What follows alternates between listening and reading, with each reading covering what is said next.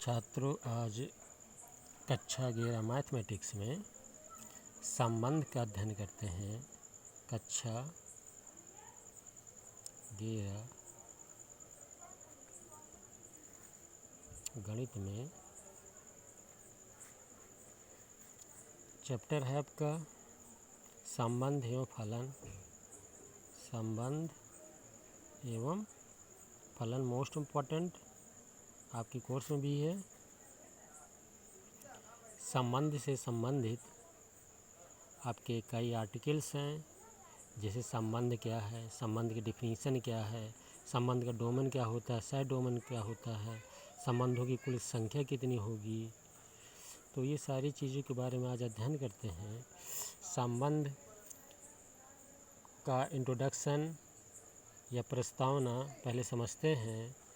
माना कि एक हमारा सेट है, पिछले वीडियो में हमने आपको अवगत करा चुके हैं संबंध से संबंधित चीज़ें। सेट थ्योरी जो सेट जब समुच्चय सिद्धांत था उसी से रिलेटिव है ये। तो इसको पढ़ने के पहले आप समुच्चय सिद्धांत पढ़ लेंगे। समुच्चय सिद्धांत में आपका इंटरसेक्शन सेट जो होता है, इंटरसेक्शन या यूनियन, आप यूनियन दो सेटों का या इंटरसेक्शन आप उसका और सब सेट, इसको आप रिपीट कर लेंगे तभी ये चीज़ समझ में आएगी। क्या? सबसेट, यूनियन और इंटरसेक्शन। तो चलते हैं, इसको समझते हैं। माना कि कोई ए सेट है और इस सेट में एलिमेंट आपके ए, बी, सी, डी और ई हैं।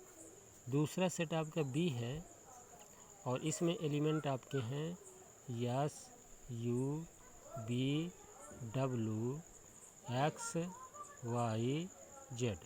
हम ऐसे मान के चलते हैं दो सेट हैं। अब संबंध होता क्या है इसके बारे में थोड़े से समझते हैं। संबंध क्या है?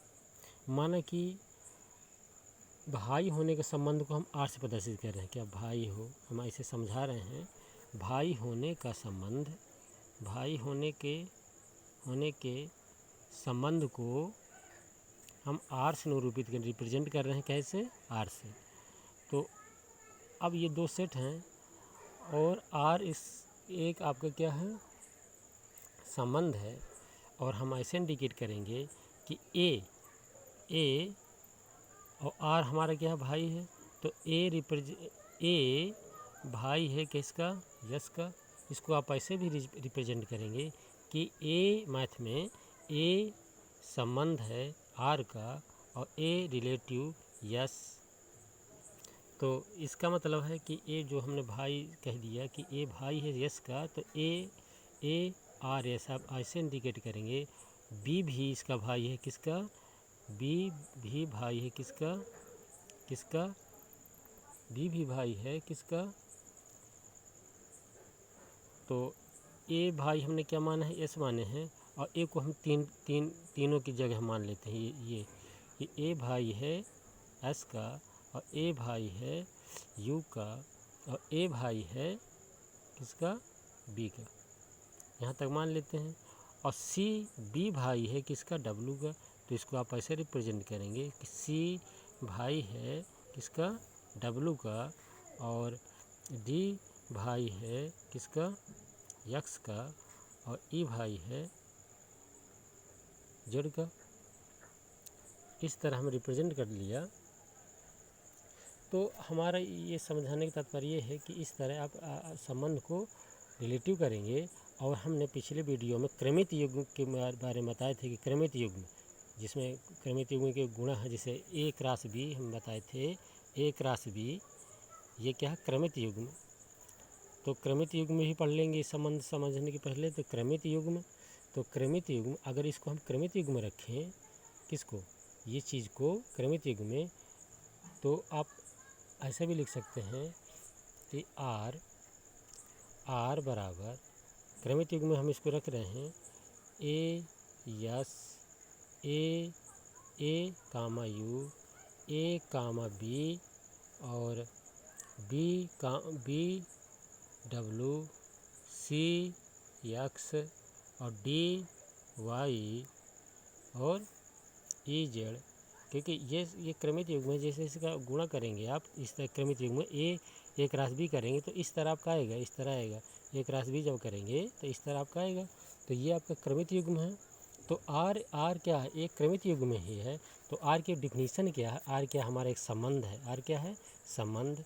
तो संबंध की डिफिनीशन क्या है, अगर संबंध की परिभाषा है तो संबंध क्या है, ए क्रॉस बी ही है, मतलब क्रमित युग्म है, क्रमित युग्म है। और ये उपसेट होगा किसका, एक क्रमित युग्म का। ये डिफिनीशन है संबंध की। डिफिनीशन क्या है, संबंध की डिफिनीशन है कि क्रमित युग्म का उपसेट होता है, क्रमित युग्मों का, क्रमित युग्म का उपसमुच्चय होता है। अर्थात संबंध क्या है, संबंध आर जो है आपका रिप्रेजेंट जो कर रहा है, ए क्रॉस बी का उपसमुच्चय होता है। क्या होता है, ये परिभाषा है।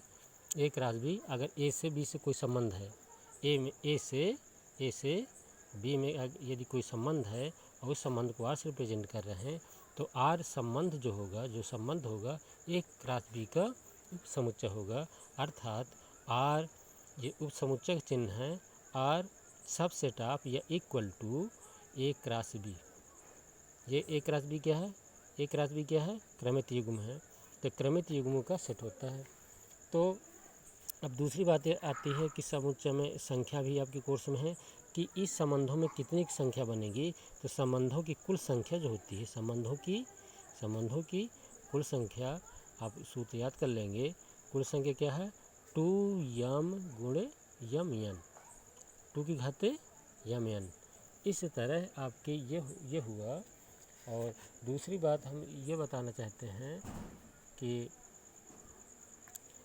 इसका डोमेन क्या होता है। तब यहीं से हम आपके डोमेन और सह डोमेन के बारे में चर्चा करते हैं।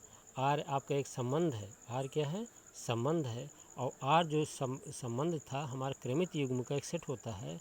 तो आर के जो क्रमित युग्मों का प्रथम पद है, आर के प्रथम पद। तो डोमेन क्या है, डोमेन या प्रांत, यह कोर्स में है, देख लीजिएगा सिलेबस में। नंबर 1, डोमेन या प्रांत से क्या परिभाषा है डोमेन या प्रांत की। तो क्रमित युग्मों की, क्रमित युग्मों की प्रथम अवयवों की संख्या, अवयवों क्या समुच्चय होता है, अवयवों का समुच्चय होता है। जैसे प्रथम इसमें है, क्रमित युग्म है ए, क्योंकि सेट बनाएंगे तो कोई चीज़ रिपीट नहीं करेंगे। ए अगर ए है तो एक बार रखेंगे, A B C D E. तो ये आपका ए बी सी डी क्या है, A B C D E आपका क्या है, ये डोमेन है। इसी तरह सह डोमेन या परिसर की बात करते हैं, परिसर। तो परिसर क्या है, क्रमित युग्म के द्वितीय पद को परिसर कहते हैं। द्वितीय पद क्या है, क्रमित युग्म के द्वितीय पद, द्वितीय अवयवों का सेट होता है, अवयवों का समुच्चय। जैसे आपका S B U W X Y जो हमने माने थे, ये आपका सह डोमेन है। अब चलते हैं तो सवाल लगाते हैं इसके बारे में, मोस्ट इम्पॉर्टेंट है। माना कि एक है हमारा, ये सवाल दिया है एक्सरसाइज में कि एक सेट है आपका, एग्जाम्पल लेते हैं थोड़ा से उदाहरण। एक सेट है और ए इस सेट का में जो अवयव हैं 1 2 3 4 हैं, क्या है 1 2 3 4। इसी तरह दूसरा सेट है 5 7 8, बी आपका सेट है 5 7 8 और 11 और 15, इस तरह का सेट है। और एक संबंध हमारा दिया है कि यक्स संबंध वाई, एक्सरसाइज का सवाल है और इसको इसी तरह आप लगाएंगे। और दूसरा संबंध हमारा क्या दिया है कि y equal to 2x plus